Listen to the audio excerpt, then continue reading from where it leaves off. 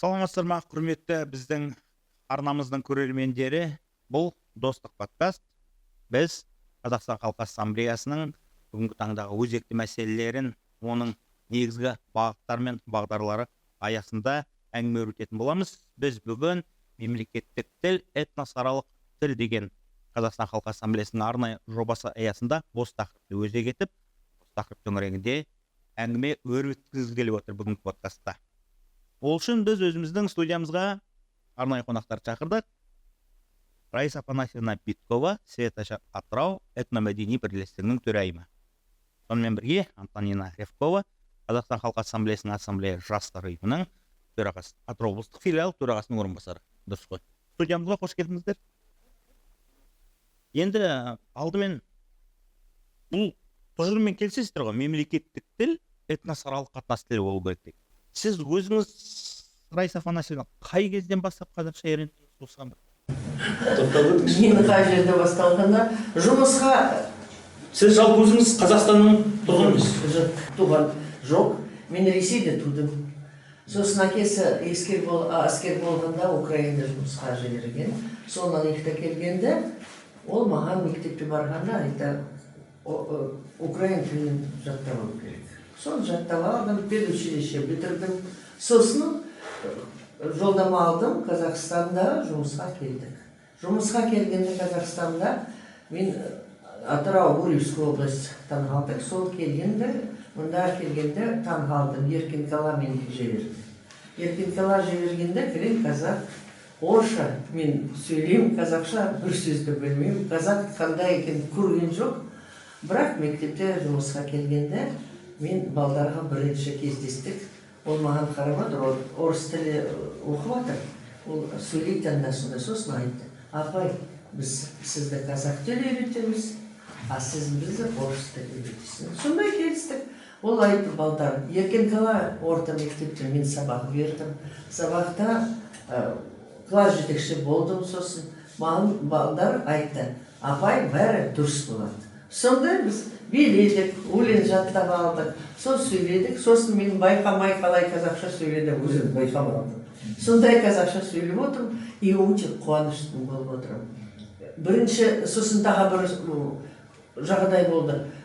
Сельский совет бар ғой, мен келсем, мен сияқты кемпір отыр, арызын орысша жазды, таңғалдым.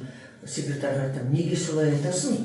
Ол жоқ, солай тәртіп. Мен айтам: жоқ, өзінің елінде қазақ тілін сөйлесу керек, жазу керек. Сондай ойлап отырмын. Қай жерде тұрса, сондай қазақ өзіңіз тілін білу керек. А біз Қазақстанда тұрып отырмыз, қазақ тілін білу керек. Ел сыйлағанда халық сыйлайсың, халық сыйлағанда тіл сыйлайсың. Мен солай ойлап отырмын. 30 жыл болып жатыр, қазір тәуелсіздік қалғанда, бізді қазақты қазақша сөйлемейді. Ол деген, мен өзім ойлағанда, ол деген ұят. Біз мысалы Светоч Атырауда бізді мысалы келгенде амандасамыз қазақша. Бір-біріне сөйлейміз қазақша. Неге? Мектептен сөйлеген сабақ оқығанда жасырмаймын. Мен өзім мұғалім нашар. Біз қазір студия жасап жатыр. Біз қазақ тілінде балдарды үйретіп жатырмыз. Қойылым арқылы, е? Иә, қойылым арқылы. Неге? Мен бар, молодежка жасайды, Капова Татьяна, мен сондай сабақ өткіземіз. Неге? Коммуникативное общение. Неге? Қалай? Мысалы, базарға барғанда қалай сөйлейсің? Дүкенде барғанда қалай сұрайсың? Мен мысалы балдарға сұраймын: мекен жайын қайда тұрасың? Балдар 7-ші класс оқыған жауап бермейді. Ол қалай? Оны қайда барамыз? Өзіміз еліміз тамаша, өз еліміз бай. Байды да ол бірінде тілді бай болу керек. Біздің қараша Абай бар. Бірінші қарағанда ол өзінің тарихын білу керек. Ол бәрі үйрету керек. Сосын қазақ тіліне сөйлесе, сен өзің қанша облысы бар барса да қазақ тұрады. Онда дос боласың. Мен мысалы сөйлеп атқанда: апай, қазақша сөйлейсің бе? Бара танығап отыр. Ол мен танығап отқан үшіне жоқ. Ол біздің еліміз сыйластық болғанда қазақ тілін міндетті түрде білу керек. Ал енді Антонина, сіз қалай қазақша үйрендіңіз? Мен қазақша үйренгенде менің анам қазақ, әкем орыс. Мен осы Атырау облысы Қызылқоға ауданы Сағыз ауылында туып өстім. Кішкентай ауыл, бірақ ауыл болсақ та бізде 3-4 орыс отбасы бар. Біз солармен жақсы араласамыз. Менің әкем өзі жеке жақсы араласады отбасымызбен. Енді менің анам қазақ болғасын, мен қазақша үйренемін. Бізде дәстүр, салт дәстүрі болсын, бізде мына сөйлесу өз-өзімізбен бәрі қазақша жүреді. Мен қазақ мектебінде оқыдым, қазақ университетін бітірдім, университетте қазақ тобын бітірдім. Мен үшін енді қазақша сөйлеу бір таң қалдыратын нәрсе емес. Бірақ негізі менің ойым шынымен бізде өзге этнос өкілдері тұрып жатырған жерінде, яғни Қазақстанда тұрып жатырған жерінде, мен айтпаймын өздерінің тілін ұмытып кету деген емес, өздерінің тілін білу керек, сөйлесін, бірақ қазақ тілін ұмытпасын, себебі олар Қазақстанда тұрып жатыр, қазақ мемлекетінің дәстүрін біліп жатыр. Сондықтан менің ойымша бір-бірімен қазақша сөйлескені дұрыс деп ойлаймын. Бұл азаматтық позиция ғой негізі, гражданский. Мысалы, осы орайда менде Раиса Қанасина сізге мынандай сұрақ бар. Қазір көп жағдайда қазақ мектептері ашылып жатыр, аралас мектептер ашылады, орыс сыныптары бар. Соның ішінде орыс сыныптары неге аз деп шағым көп түседі, арыз көп түседі. Неге орыс сыныптары аз, жетпей жатыр деп. Сөйтсе шағымды, арызды айтатын қазақ ата-аналар балалардың орыс сыныптарына береді. Сіз енді 54 жылдық тәжірибесі бар педагог. Жарты ғасырдан астам. Мен таң қалып отырмын. Неге таң қалып жатқаны? Мен мысалы мектепті еңбек жұмысын қазақ мектебінен басталдым. Бірақ та мен педучилище отырдым, украинша, орысша аралас. Бірақ мында келгенде орыс мектепте сабақ бердім. Реалды бітірдім, историко-филологический факультет бітіргенде. Мен таң қалып отырмын. Неге солай? Или жағдай, қазір былай қарағанда, жағдай солай отыр. Телефон орысша, фильмдер орысша, даже кейде фильм қарағанда қазақша перевод сай емес. Сапасы төмен. Дұрыс мағынатын аудара алмайды, мағынасы мен. Соны мен ойлап отырмын, қазір деген ата-аналар сондай период түскен, өзі как раз развал Союза произошел, шатақ болып кетті, қаяқта барамыз оқимыз. Вот мен қазір қарап отырмын, Москвада бар оқиды, Ленинградта барып оқиды, қазақ балдарда барып оқиды. Өзін мында оқу мен сенбейді. Бірақ та диплом бәрі бірдей, сен қалай оқисың. Соны байланысты. А өзін тілін білгенде он дұрыс. Неге? Қазір Антонина айтады, дәстүрді білеміз. Қазір қазақтың өзін дәстүрі дұрыс білмейді. Қазір деген шын болғанда бесік тойда, ана таға балар бардық.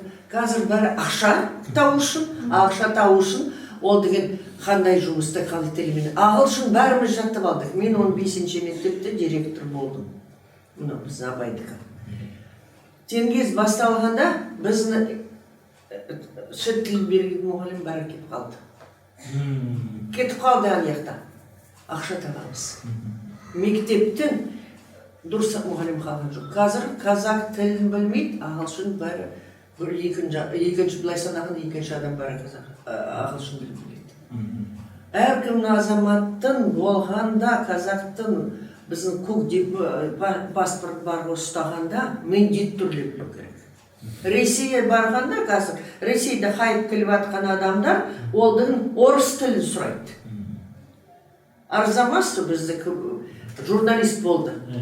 Ол деген көшіп кетті Ресейде. Ол гражданство алмаған, пока емтихан тапсырған жоқ. Орыс тіліне. Орыс тіліне. Өзі таңғалды, айтып, мен қалай, мені тон жүрді Ресейде тудым, мұнда келдім, маған неге солай болып тұрма. А біздікі қазақ тілінде сұрамайды. Мен айтып, қазір балдар оқып атқанда, мен таңғалып 7-ші класс балдар ештеңе айта алмайды. Қазақ балдар. Қазақ балдар айта алмайды. Дұрыс па Антонина, мен айтамын. Ауылда болған адамдар сөйлеседі. Міндетті түрде біздің қазір сабақтар да дұрыстап басталу керек. Басталмаса қайда барамыз? Біз баратан қалыдық, что біздің Қазақстан дейін? Адам үдік что? Сонда біз адамдар өте тамаша. Мен мысалы қанша жыл тұрса, мен жамандық көрген жоқ, тек жақсылық көріп отырмын. А сейчас еще такая проблема у нас получается, что русских классов нет, даже русские дети не могут поступить в русский класс, идут в частные школы. Орын жоқ. Орын жоқ. Кілең қазақтар. Кілең қазақтар. Орыс. Вот, понимаете, такая вот Парадокс. парадокс, натуральный парадокс. Просто каждый человек должен понять, язык тіл жаттағанда, ол мектеп емес, өзінің тілін өзін жаттап алу керек. Семьяда, кейде семья вообще казахша сөйлемейді. Я вот лежала в больнице, и мне говорят, у меня все казахи, но дома никто не говорит по-казахски. Ол қалай? Ананы тілін сыйламаған ол қайда барамыз? Иә, көп айтады, бұрын жаңағы кеңес үкіметі болды, 70 жыл. Мен айтам, бар болған 70 жыл болды кеңес үкіметі. Одан кейін 30 жыл өтті ғой. Иә, 30 иә. жылдың ішінде тұтас ұрпақ өсіп шықты, поколение. Поколение, да. Қазір балдар мектептен келеді. Бала, менің баламда бірде, 31 жаста. Ол да сөйлемейді. Қазақша сөйлемейді, и орысша дұрыс сөйлемейді, былай қарағанда. Но орыс мектепте апарамыз, оқысын. Неге? Ол, мен мысалы жаттап алдым, украин тілін жаттап алдым, казак тілін жаттап алдым, орыс жаттап алдым. Маған ешкім зорлап, немесе білем. Неге? Өзің адамға байланысты. А бірақ мен айтып отырмын, мектепте барғанда ол сабақты дұрыс өткізу керек. Қазір жасырамаймын, қазір мұғалімдер де ондай сай емес бәрі. Ренжейсің мұғалім маған, ренжемейсің, сай емес. Қазір ауылда біз жазатын едік план, қараймыз, мұны класста мұны мәселе қараймыз, мұны класста мұны мәселе. Жалпы тақырыбы бірдей, бірақ қандай балдарыны білем деп қараймыз. А қазір бір-біріне WhatsApp-қа жібереміз, көшіріп аламыз, ол сол классқа барама, бармай ма, солай болады.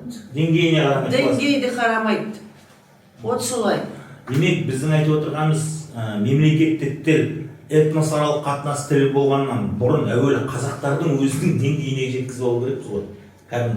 Бүкіл қазақтар қазақша сөйлейтін болса, бұл мәселе меніңше тіпті көтерілмейтін де секілді. Қалғандар да сөйлейді ғой қазақша. Маған кейбір мысалы басқа этнос өкілдері айтады енді, қазақтардың өзі қазақша сөйлемейді ғой енді, маған не дейсің дейді енді мен. Мысалы қазақша білгеннің өзінде дейді. Мен мысалы мұнда келгеннен бірінші неге таң қалдым.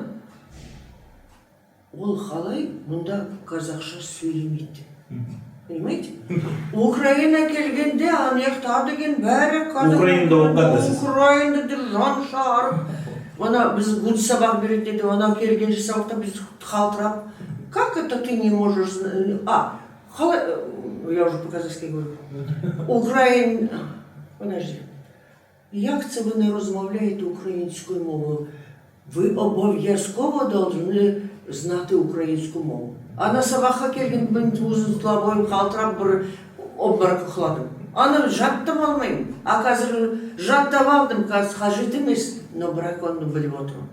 Бірақ сол елге құрмет Иә, елді көрмейді. А мұнда келгенде мен ешкім зорлаған жоқ. Ешкім айтқан жоқ, жаттап ал. Мен өзін халыққа қарап, маған сөйлеген жылы сөзімен, как раз келгенде холера болғанда, холера таблетка тараймыз, бәрі мұғалімдер маған көмектесіп жатыр. Педсовет отырымдан білмеймін, маған аударып жатыр, переводчик болып. И сондай жылы көз сөзімен айтқанда, жылы көзімен қарағанда жаттап алдым. Мен осы тұрған адамда талғалдым, неге бір қазақ тілі оқытып жатыр, бірақ білмейді. Мысалы, біздің ассамблея адамдар, ол мұнда тоған адамдар, ол қазақша қазір тек жаттап жатыр. Ол қалай? Мектепте оқыды, қалай оқыды? Қазақстанда туған адамдар. Вот именно Қазақстанда туған адамдар. Мұна Қазақстанда туған адам сөйлеп жатыр, а мұна Қазақстанда туған адам сөйлемейді. Неге? Жаңа үйреніп жатыр. Жаңа үйреніп жатыр, еще мақтап жатыр. Ой, жасқа 50-де асып жатыр. Ол қалай? А мен сұрақ қойдым, а маған айтты, ой, бізге дұрыс ол сабақ болған жоқ. Сосын бізді қазақ тілі оқытып жатқан кітап сай емес. Мен немерем оқып жатыр, келгенде сөздік жоқ, дұрыстап сұрақ жоқ, дұрыстап кітап жазылмаған. Вот солай. Вообще текст бала білмейді. Текст қарағанда. Мұны тексті қазақша, мұны орысша мағынаны білу керек. Адам не туралы деп жоқ. Оқып жатқан. А қазір курсты бара, курс бар, ашып жатыр, оқытып жатыр. Ол ақша табу үшін. А мектепте сон сабақта болғанда не бітіріп жатырмыз? Мен вообще... Мемлекеттен ақша бөліп жатыр. Иә, бөліп жатыр. А ол пайда қайда? Балдар қазір білмейді, оны тик-токта, ануда да болды сол. Маған ренжитін адамдар бар ғой, мақтанасың сен қазақ тілін. Мен мақтанып жатқан жоқ. Мен танығалып отырмын.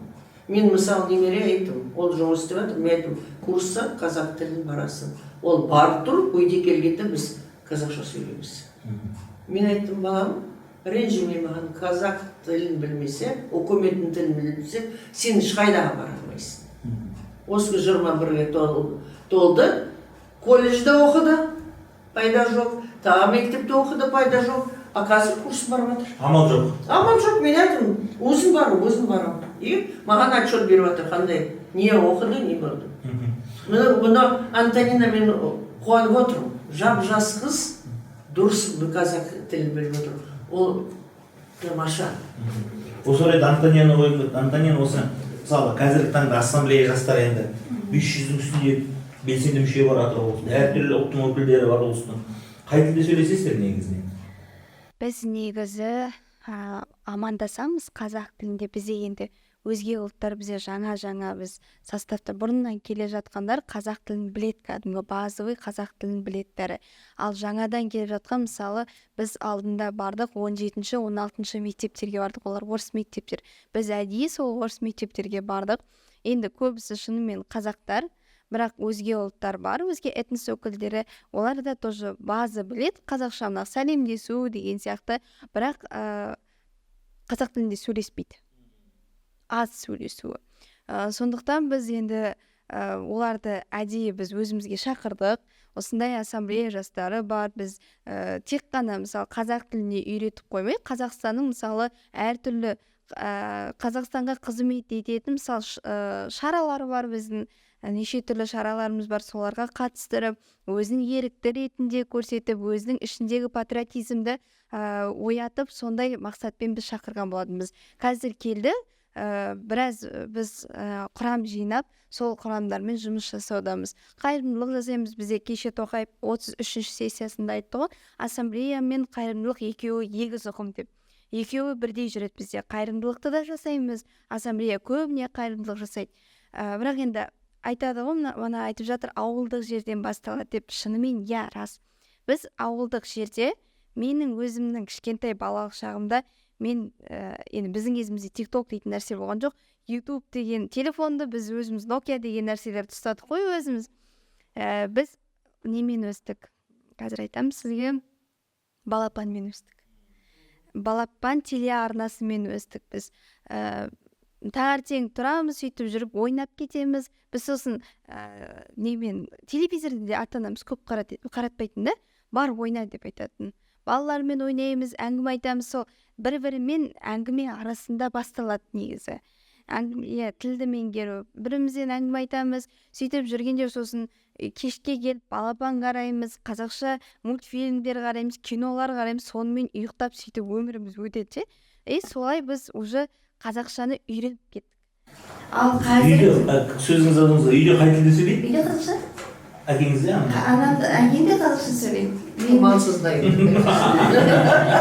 Менің әкем менен көп біледі шежірені көп біледі. Бізде енді мына құпия дейін ба, білмеймін, енді айтайын, біз әлім кете деп айтамыз руымызды. Себебі менің атамның тәрбиеленген жері әлім кете. Қазақта сөз бар ғой, туғандық емес, баққандікі деп. Сол үшін баққан кісілердің бізге атамыз осы уақытқа дейін, осы 2020 жылы қайтыс болды, соған дейін айтып отыратын. Сендер әлім кетесіңдер. Бізде той болған, үлкен той болса, атам орыс, бірақ әлім кете деп айтады. Соны айтады, сендер айтыңдар әлім кетенің шаңырағында болып жатырған той деп айтады. Сон папам осы күнге дейін айтып жүрді, әлде айтады әлім кетеміз деп. Сөйтіп біз өзіміз руымызды айтамыз. Сұрайды енді көбісі, қалай сендер әлім кете боласыңдар, папаң орыс болса деп. Мен айтам, солай біз тәрбиелендік, солай кеттік деп айтам.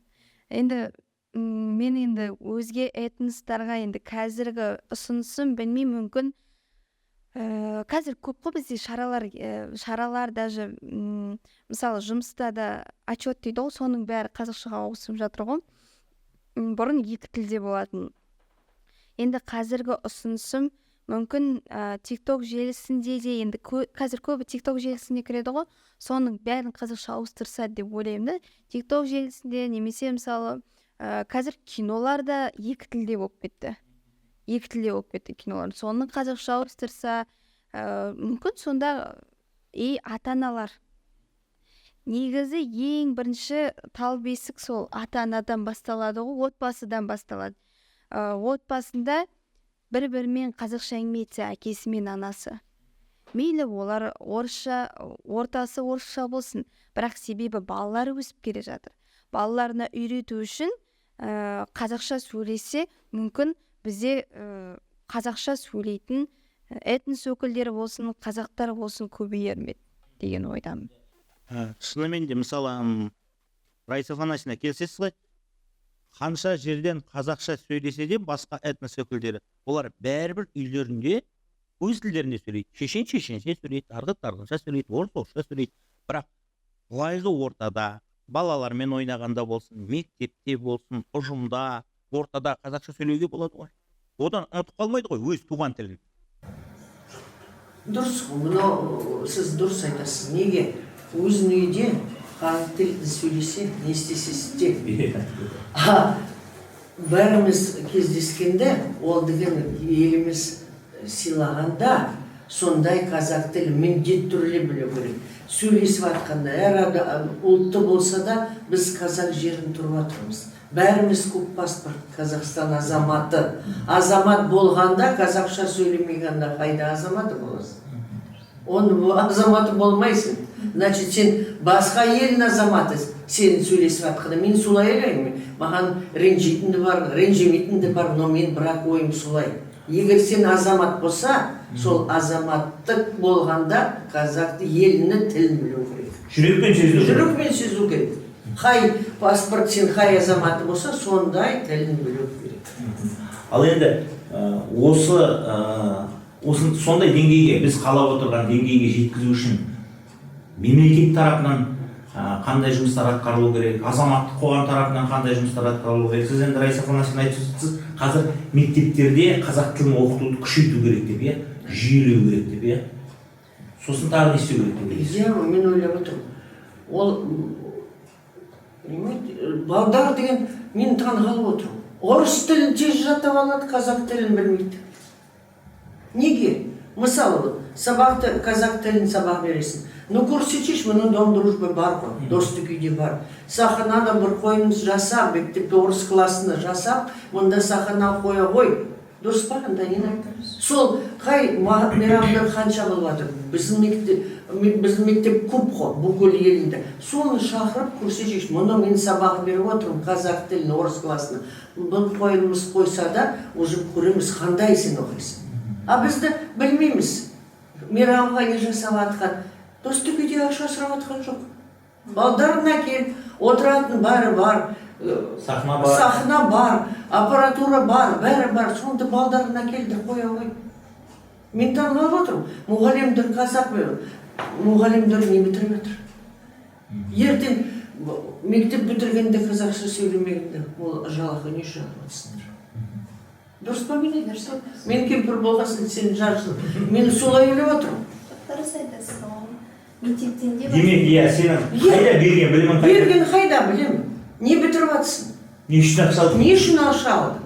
Есебіңді шеш. Сосын қойғаны, мысалы, кітапта дұрыстап тақырыпты біз өткізіп жатқанда, сонда дұрыс текст болу керек. Оны мемлекет қарау керек қой. Иә, дұрыстап қарау болу керек. Кітаптар, учебниктер дұрыстап болу керек. Сапалы. Сапалы болу керек. Мен таңғалып отырмын. Или конкурс жасайық. Қазақ тілін беретін мұғалімдер сондай орыс классында сайыс жасайық.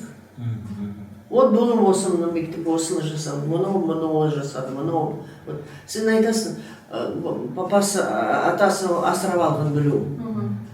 Казахстан ол особенный государство. Бүкіл халықты бізді жіберген. Қиын жағдай болғанда бәріміз ссылка жасаған. Қарлар бәріміз сондай болған жағдай, неге біз сыйламаймыз тілді. Сол өзім тамақ жоқ болса да, біреуінің баласы асырап алғанда беретін тамағын бөліп берді. Сондай сыйлау керек. Қазір деген Қазақстан болып жатыр жақсы, Қазақстан болып жатқан жақсы тіл білмегенде, ол Қазақстан жоқ деген сөз. Бәрі бос сөз. Бос сөз. Маған ренжитін адамды ренжи берсін, бірақ мені сондай азаматты қойы солай ғой. Біздіңді бәрі білеміз, но басқа білмейміз. Ананы сыйлау керек, өзінің үкіметін сыйлау керек. Сондай көрдім. А біздің ана үкімет, мұны біздің еліміз. Келсем, сіз қалай ойлайсыз? Қандай шаралар қолға алғаны жөн? Мана мемлекет тарапынан мектептегі кітаптардың сапалы болуы шынымен дұрыс. Себебі мен өзім қуанам, мен өзім дұрыс кезінде оқып біттім. Себебі менен кейін уже программа өзгерді, бағдарламалар өзгерді. Даже әліппенің өзі өзгерді. Әліппеден бастау керек. Бір кезде алып тастады, бір кезде қосты. Әліппенің өзін дұрыстау керек. 42 әріптен басталады. 42 әріпті дұрыстап үйретсін. Элементарно ата, апа дегендерді, әже дегендерді дұрыстап үйретсін не. Сол нәрселерді үйретсе, менің ойымша ешқандай да бізде проблема болмайды. Біз шынымен айта алмаймыз. Қазақтар кейде айтады ғой, өзге этнос өкілдері қазақша сөйлеу керек. Айналайындар, өздері білмейді. Өздері ол лично өзіне жауап береді. Жоқ, мен білем, мен таза сөйлеп тұрмын. Ал қалған қазақтарға кім жауап береді? Бір этнос өкілі келіп айтады ғой шынымен, сен артыңдағы адамдарға жауап берсейші, олар білмейді ғой. Сен өзің білгенмен, менде де солай, мен бір этнос өкілін әкеліп бере аламын, ол таза қазақша сөйлейді, бірақ қалған этнос өкілдер сөйлей алмайды. Екеуміз де біріміз ғой. Сен қалай маған претензия қоя аласың деп сөйтіп айтады. Сол үшін де енді мемлекет тарапынан бізде мен жоқ деп айта алмаймын. Бізде ассамблеяда шаралар қазақша өтіп жатыр. Оны жоққа шығара алмаймын, қазақша өтіп жатыр. Бірақ ассамблеядан да бөлек, мысалы мектепте болсын, басқа жерлерде болсын, ұйымдастыратын шараларды қазақ тілінде ұйымдастыру керек. Жалпы былай айтады ғой, по всем фронтам дейді ғой, жан-жақты болу керек. Мәдениет министрлігі де мән берсін, білім министрлігі де мән берсін, жаңағы қазір бізде әлеуметтік еңбек қорғау министрлігі, олар да өз тараптарынан мән берсін. Мысалы енді қарапайым ғана Светоч Атырау этномәдени бірлестігі, жақсы олар қойылымдарын қазақшаға икемдеп қояды. Бірақ олар кішкентай ғана ұйым ғой. Олар не бітіреді? Дегенмен, бірақ ондай қоғамдық институттарда өз үлесін қосып жатыр. Сол үшін рахмет айтқым келеді сізге. Мен өткенде таңғалдым. Кіммен сөйлестім ғой? Капуова. Ол кісі айтты маған. Біз қазір қазақ балалар келеді бізге. Олар бізге қазақша үйретеді. Бір-бірімізбен солай қойылымдар қойып жатырмыз. Ситуативный қазақша үйретіп жатырмыз. Былай қарасаңыз, бұл бағыт емес, бұл бар болғаны. Театр үйі емес ол, театр студиясы. Сол біз жасаймыз. Оның аясында бірақ қазақша үйретіп жатырмыз. Балда біз келгенде біз Таня екеуміз соны үйретеміз. Балдарды мысалы сұрақ қойғанда мекен жайға қай тұрасың, балдарға жауап бере алмайды. Қазақ балдар, орыс емес. Нешінші қабатта тұрасың, айта алмайды. Ол қалай? Не істеп жатсыңдар сабақта? Жазамыз қана. Ол бола ма? Сонда жасаймыз. Танығып отырмыз. Таня маған қарайды, мен Таня қарайды. Болды. А мысалы білу үшін, ол деген міндетті түрде білу керек. Понимаете? Бала туғанда ол ханмен бірдей сондай түсіну керек. Ананың сүтімен беру керек. Анамен сүті беру керек. Сондай жасау керек. А сабақта жазу ол керек жазу. Бірақ қазір жазу Поэтому можешь ты не быть, а гражданином быть обязан. Айтат.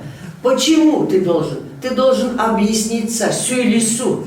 Мен мысалы жерде барам, казактар отырады, бүйтіп қарайды, сосын бір-екі сөзден сәлеметсіз бе, қалайсыңдар, жағдай қалай?